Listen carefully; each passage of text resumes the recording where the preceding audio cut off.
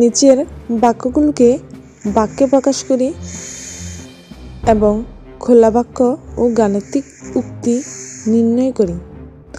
দেখো এখানে বাক্যে কি দেওয়া আছে, 5-এর সাথে ক যোগ করলে যোগফল 12 হয়।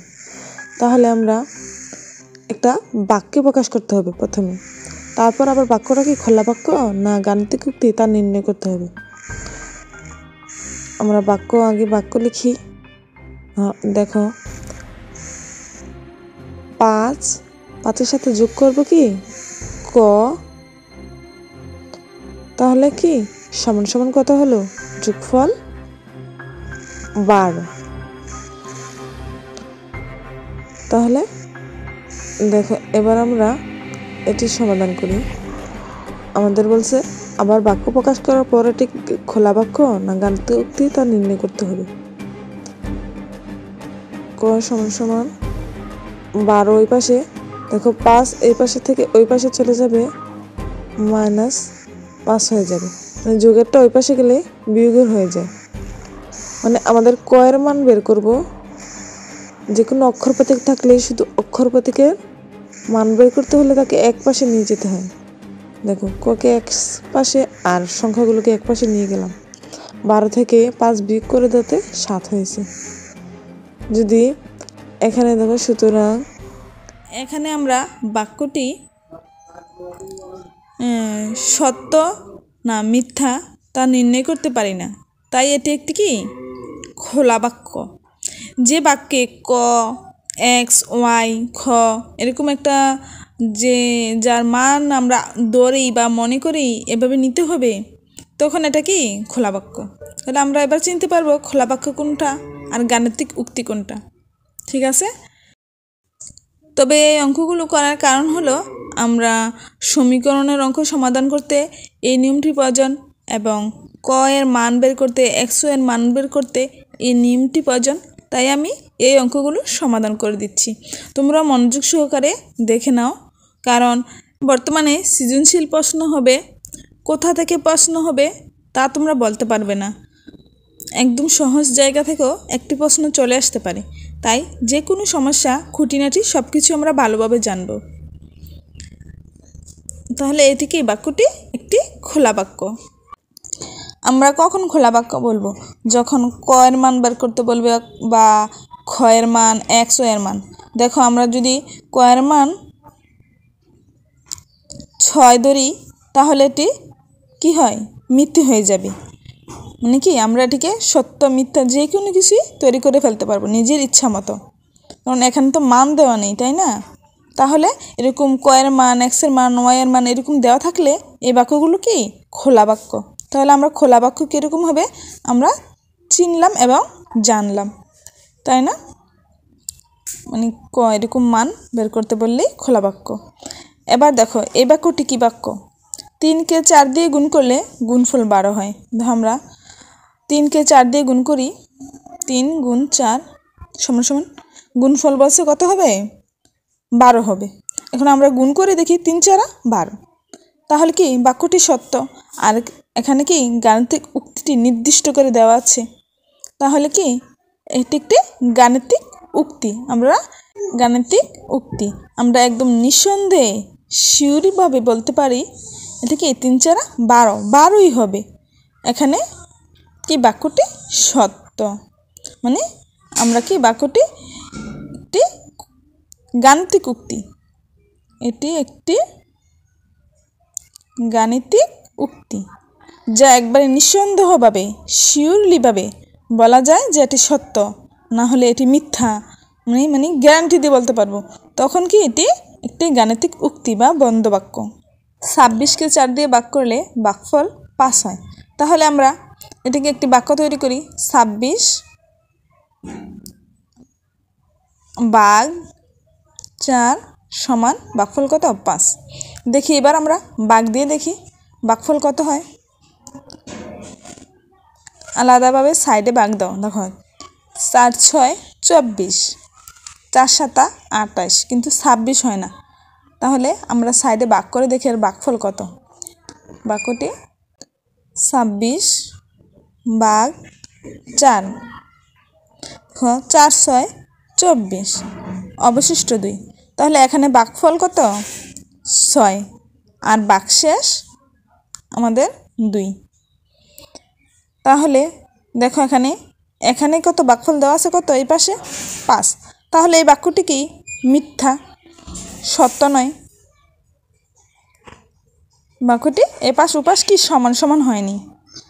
26 4 দিয়ে ভাগ করলে কত হয় 6 হয় আর অবশিষ্ট 2 থাকে, আর এখানে বলছে 5। তাহলে এই গাণিতিক বাক্যটি কি মিথ্যা। আমরা জোর দিয়ে বলবো এটি কি মিথ্যা। এখানে কোনো আমতা আমতা নেই, একদম প্রমাণিত। আমরা ভাগ করে দেখেছি, এখানে ভাগফল 6 হয় এবং ভাগশেষ 2 হয়। তাহলে এখানে 5 কি করে হলো? তাহলে কি এটি একটি গাণিতিক উক্তি। আমরা চাইলেও কি এটিকে সঠিক করতে পারবো না, কারণ এখানে নির্দিষ্ট লিখে দেওয়া আছে ভাগফল 5। তাহলে এটি মিথ্যে। দেখো আমরা যদি বাক্যটি সঠিক হতো, যদি 26-এর স্থানে মানে 20 হতো,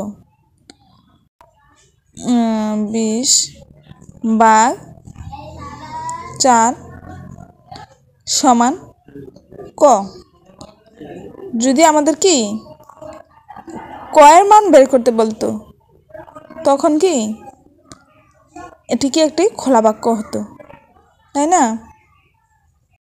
দেখো আমরা কয়ের মান যা ইচ্ছা তা বের করতে পারতাম, তখন এটি একটি খোলা বাক্য হতো। যখন কোনো বাক্যের মধ্যে মানে কোনো অক্ষর প্রতীক থাকবে, অক্ষর প্রতীক থাকলেই কি বাক্যটি একটি খোলা বাক্য। এটা সবসময় মনে রাখবে, যে কোনো অক্ষর প্রতীক থাকলেই খোলা বাক্য। মানে সংখ্যা প্রতীক ছাড়া অন্য কোনো প্রতীক দ্বারা সংখ্যাকে বোঝালে তখন এটি কি খোলা বাক্য। বর্গ এবং ত্রিভুজ যোগ করলে যোগফল 10। দেখো ত্রিভুজ সমান সমান 10। তাহলে এখানে আমরা কত ধরতে পারি? দেখো অনির্দিষ্ট। আমরা প্রথমে বর্গের ঘরে যদি আমরা 5 ধরি, ত্রিভুজে 5 ধরি, তাও 10 হয়। বর্গের ঘরে যদি আমরা 8 ধরি, ত্রিভুজে 2 ধরি, তাও 10 হয়। মানে অনির্দিষ্ট, আমাদের ইচ্ছা মতো আমরা ধরতে পারি। তাহলে এটি কি একটি খোলা বাক্য। এই গাণিতিক উক্তিটি কি সত্য না মিথ্যা তা নির্ণয় করা যায় না, এখানে কি কোনো মানই দেওয়া নেই। তাহলে এটি কি একটি খোলা বাক্য, তা নির্ণয় করা যায় না। আর নির্ণয় করা যেত যদি আমরা মনে করি বা ধরি নিজের ইচ্ছা মতো, মানে দুইটিতে দুইটি মান বসাতাম, কখনো এটি সত্য হতো। যদি আমি বেশি ধরি, ধরো একটিতে 8 ধরি, আরেকটিতে 5 ধরি, তাহলে কি মিথ্যা হয়ে যাবে। 5 13, তাই না? এবার 2 নম্বরে কি বলছে দেখো, কয়ের এমন একটি মান নির্ণয় করি যেন বাক্যটি সত্য হয়। তাহলে আমরা কয়ের মান নির্ণয় করব। এই অঙ্কগুলো গুরুত্বপূর্ণ।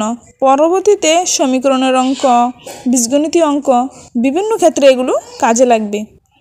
মনে করো এটি আমাদের ফাউন্ডেশন, মানে পরবর্তীতে বিল্ডিং অনেক উপরে উঠাতে পারবো, ঠিক আছে? দেখো এবার দেখো আমরা কয়ের মান বের করব। মাঝখানে সমান সমান চিহ্ন থাকলে প্রথমে বাঁ দিতে হয়। বাঁ দেওয়ার পরে আমরা কয়ের মান শুধু একটির মান বের করব, তাহলে ককে এক পাশে রাখবো। এভাবে দেখো লিখি, ককে এ পাশে রেখে আমরা সংখ্যাগুলিকে এক পাশে নিয়ে যাব। দেখো ওই পাশে 10, আর আমরা এই পাশের 5কে কী করব, ওই পাশে নিয়ে যাব। তাহলে 10-এর সাথে এনে বসাবো। এখন 5 কি যোগের, তাহলে এটা কি হবে বিয়োগ হয়ে যাবে। যোগের সংখ্যা এ পাশে এসে বিয়োগের হয়ে যায়। কিছু কিছু টেকনিক আর কিছু সূত্র এগুলো মনে রাখতে হবে। দেখো 10 থেকে 5 চলে গেলে তো 5 হয়, তাহলে কয়ের মান কত 5। আর আমরা দেখো উপরে দেখো 5 5 যোগ করলে তো 10 হয়, তাই না? তাহলে বাক্যটি কি এখন সত্য হয়েছে। তাহলে কয়ের মান যদি 5 হয় তাহলে কি বাক্যটি সত্য হবে। 5 হলে বাক্যটি, আমি তো এ পাশে লিখে ফেলতেছিলাম, এ পাশে তো আরেকটা অঙ্ক আছে। আচ্ছা নিচে লিখবো, আমরা এটা লিখে ফেলেছি, সমস্যা নেই। সত্য হয়। এখন দেখো 2 নাম্বারটা করি। আমরা বা দ্বারা করব, কারণ সমান সমান চিহ্ন থাকলে প্রথমে কি বা দিয়ে শুরু করতে হয়। কয়ের মান ক এই পাশে রাখবো, আর আমরা ওই পাশে কি সংখ্যাটাকে নিয়ে যাব। দেখো 23, 48, 48 ওই পাশে যোগের যেহেতু ওই পাশে গিয়ে কী হবে, এটা বিয়োগের হয়ে যাবে, বিয়োগ 48। আমরা যদি এভাবে লিখলেও পারতাম, মানে 48কে প্রথমে লিখলে আর 23কে পিছনে লিখলে হতো। এখানে বিয়োজন সমান সমান বিয়োজ্য বিয়োগ বিয়োগফল, ওই সূত্রটা হয়ে যেত। আচ্ছা, এবার আমরা এটা তো ক হবে, ক সমান সমান দেখো, মানে যোগের 23 বিয়োগের 48, বড় সংখ্যা থেকে ছোট সংখ্যা বাদ যাবে, তাই না? তাহলে কয়ের সামনে তো বিয়োগ চিহ্ন আছে। আচ্ছা, তোমরা এই পেজ একটু বুঝতে একটু সমস্যা হবে, আমি তোমাদেরকে পরবর্তী অঙ্কগুলোতে ক্লিয়ার করে দেবো। দেখো, বিয়োগের 48 থেকে যোগের 23 যদি চলে যায় তাহলে বিয়োগের 25 থাকে। যোগ একটা সংখ্যা, বিয়োগ একটা সংখ্যা, আমরা কি বিয়োগের সংখ্যা থেকে যোগের সংখ্যা বাদ দিয়ে দিলাম, তাহলে বিয়োগের 25 রইল। তো কয়ের সামনে বিয়োগ, 25-এর সামনে বিয়োগ, বিয়োগ চিহ্ন কাটা গেল, ক সমান সমান 25। কয়ের মান যদি 25 হয় তাহলে কি বাক্যটি সত্য হবে। আমরা আরেকটি কাজ করলে পারতাম, মানে এক পাশে ক নিয়ে যাওয়ার কথা, তাহলে আমরা ওই পাশে ককে নিয়ে যাব আর 23কে আমরা বাম পাশে নিয়ে আসব। তাহলে কি আমাদের আর ওই বিয়োগ চিহ্ন নিয়ে কারাকারি করতে হবে না, কোনো কিছু করতে হবে না। ককে আমরা ডানে অথবা বামে যে কোনো এক পাশে রাখব, এই হলো কথা।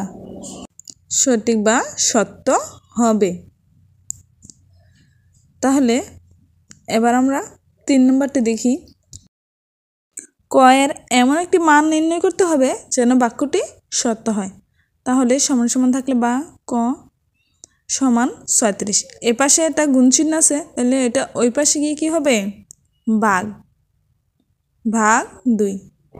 দেখো, আমরা ভাগ থাকলে মানে গুণ আর গুণ থাকলে ভাগ, দেখো লিখে দিই, যোগ থাকলে ওই পাশে গিয়ে কী হবে, বিয়োগ, আর গুণ থাকলে ওই পাশে গিয়ে হবে ভাগ। আর যদি বিয়োগ থাকে ওই পাশে গিয়ে হবে যোগ, আর যদি ভাগ থাকে ওই পাশে গিয়ে হবে গুণ। তবে এছাড়াও আরও মানে সূত্র আছে।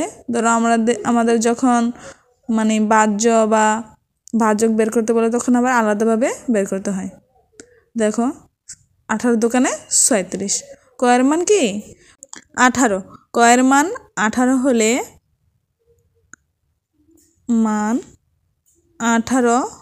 হলে গাণিতিক বাক্যটি সত্য হবে।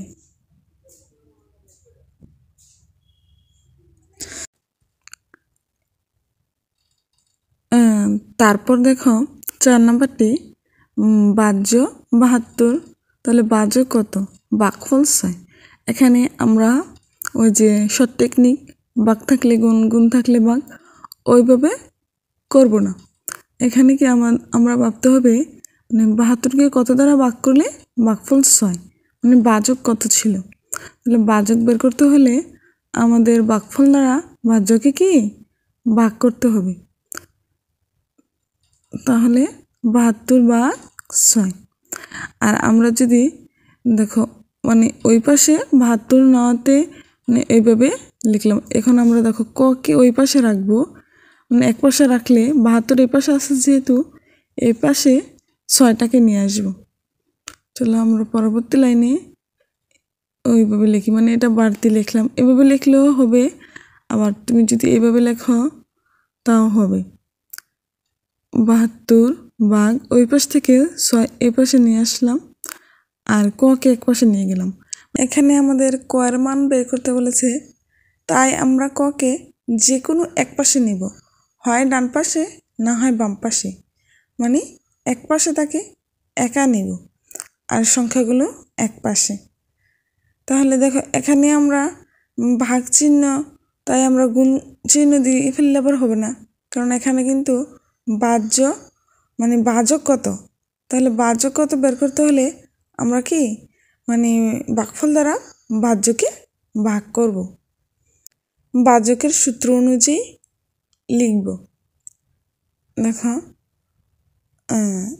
এবার আমরা দেখো 72কে ভাগ করি 6 12 কত 72। এবার ক ডান পাশে আর 12 কি বাম পাশে, কোনো সমস্যা নেই। 12 সমান ক, মানে ক সমান 12, একই কথা। ডান পাশে গেলে আর বাম পাশে গেলে একই কথা হয়। তাহলে ক এর মান যদি 12 হয় তাহলে কি এই বাক্যটি সত্য হবে। বাক্যটি সঠিক বা সত্য হবে। এখানে কি বলেছে, নিচের খোলা বাক্যগুলোর অজানা মানগুলো বের করো যেন বাক্যগুলো সত্য হয়। ক এর মান বের করতে হবে। একটি ত্রিভুজের ক সংখ্যক বাহু আছে। দেখো ত্রিভুজটা কি একটা ত্রিভুজ, ত্রিভুজের কয়টি বাহু? 1টি 2টি 3টি।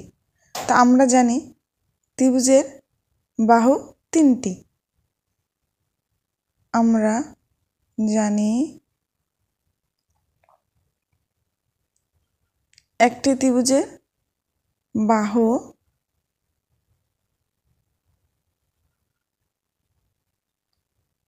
কয়টি?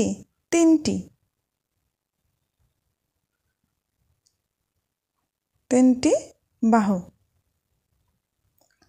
তাহলে ক সমান কত? 3। একটি বর্গের খ সংখ্যক বাহু আছে। তাহলে বর্গের কয়টি বাহু আছে? খ সংখ্যক বাহু। বর্গ দেখো, আমরা বর্গ আঁকি। বর্গ কি 4টি বাহু সমান, তাকে কি বর্গ বলে। দেখো বর্গের কয়টি বাহু আছে এখানে? 4টি বাহু। আমরা জানি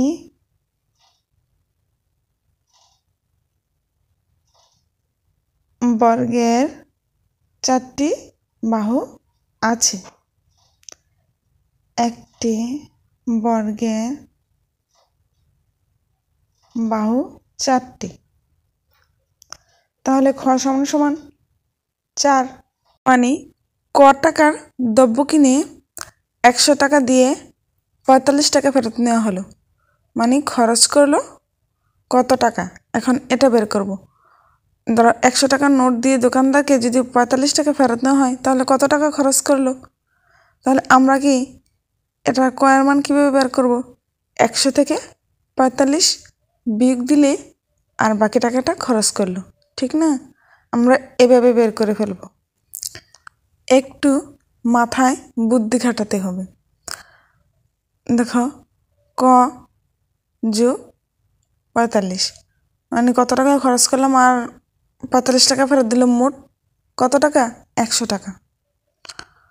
এবার কয়ের মান বের করব 100 ওই পাশে, এবার যোগ 45 কি ওই পাশে গিয়ে বিয়োগ 45। বা দেওয়া হয়নি বা।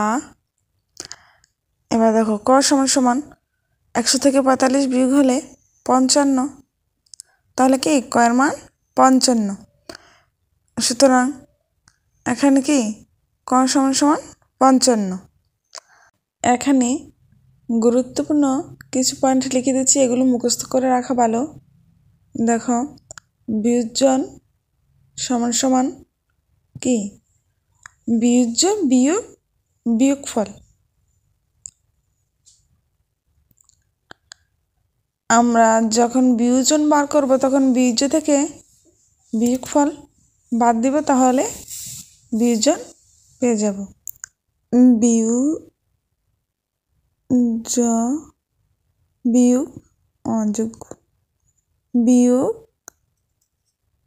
বিয়োগফল। এখানে আমি কিছু সংখ্যা দিয়ে দেখো, এখানে 20 লিখলাম, এটাকে বিয়োজ্য লিখলাম। এবার 20 থেকে আমরা 15 কি বিয়োগ করব, মানে এটা হলো বিয়োজন। তারপর এই বিয়োগ করার পর কত, বিয়োগফল কত? 5, মানে এটা হলো বিয়োগফল। যদি বিয়োজ্য বের করতে বলে তখন আমরা কি 15 আর 5 যোগ করে দিলে 20 হয়ে যাবে, মানে বীর্য সমান সমান বিয়োজন যোগ বিয়োগফল। তাহলে আমরা একটি সূত্র দ্বারা কি আমরা বাকি সূত্রগুলো তৈরি করি। দেখো, বীর্য এক পাশে রাখলে আর এই পাশে বিয়োজনের সাথে ওটা বিয়োগের এটা এসে যোগ হয়ে গেল, যোগ বিয়োগফল। আর যখন আমাদের বিয়োগফল বের করতে বলবে, দেখো বিয়োগফল সমান সমান বিয়োজ্য বিয়োগ বিয়োজন, তখন কি মানে বিয়োজনটা ওই পাশে থেকে বিয়োজ্যর কাছে চলে আসবে, যোগ যেহেতু এটা হয়ে যাবে বিয়োগ। পরে সমান সমান দিয়ে পরে বিয়োগফলটা লিখলেও হতো, মানে ডান পাশে বিয়োগফল লিখলে আমরা যখন একটির মান দেওয়া থাকবে অন্যটির মান বের করব, তখন এভাবে এই সূত্রগুলো ব্যবহার করে আমরা বের করে ফেলতে পারবো। এবার দেখো গুণ্য, যখন আমাদের গুণ্য থাকবে না, গুণক ও গুণফল থাকবে, তখন আমরা কিভাবে বের করব? গুণফলকে ভাগ দেব গুণক দ্বারা, তাহলে কি গুণ্য বের হয়ে যাবে। গুণক যখন আবার গুণক বের করতে বলবে, তখন কি আমরা গুণফলকে ভাগ দেব গুণ্য দ্বারা, গুণফল ভাগ গুণ্য, গুণ্য ওই পাশে চলে আসবে।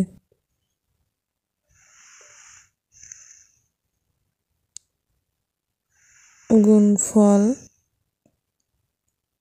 ভাগ এই পাশেরটা ওই পাশে চলে যাবে, এতটুকু গুণ্য। যখন আমাদের গুণফল বলবে, গুণফল কি গুণ্য গুণ গুণক, গুণক আর গুণ্য গুণ করলে কি গুণফল, গুণক গুণ গুণ্য। গুণ্য গুণক আগে পরে হলেও কোনো সমস্যা নেই, উত্তর একই হবে, তবে গুণ্য গুণ গুণক